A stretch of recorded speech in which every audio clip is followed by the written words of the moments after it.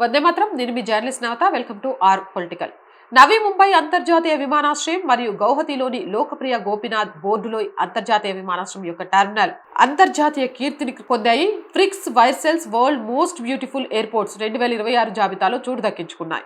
ఈ జాబితాలో చోటు దక్కించుకున్న మొట్టమొదటి భారతీయ విమానాశ్రయాలు ఇవే.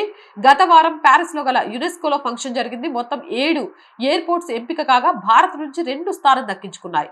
అదానీ ఎయిర్పోర్ట్ హోల్డింగ్స్ లిమిటెడ్ ద్వారా నిర్వహించబడుతున్న ఈ విమానాశ్రయాలు డిజైన్, ఆవిష్కరణ, సుస్థిరత, సాంస్కృతిక గుర్తింపు మరియు ప్రయాణికుల అనుభవంలో శ్రేష్టతకు గుర్తింపు పొందాయి.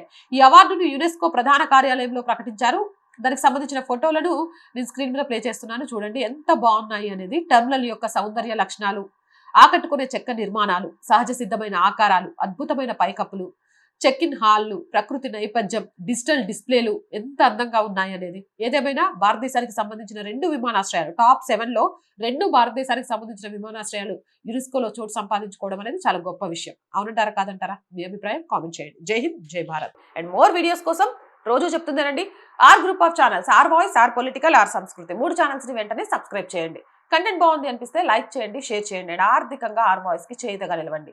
ఆర్థికంగా సపోర్ట్ చేయాలి అని అంటే సబ్స్క్రిప్షన్ పక్కనే జాయిన్ అనే బటన్ ఉంది.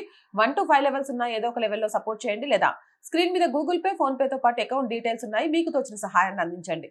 వ్యాపార ప్రకటనల కోసం 8328 500 576 నెంబర్కి సంప్రదించండి. జై హింద్, జై భారత్.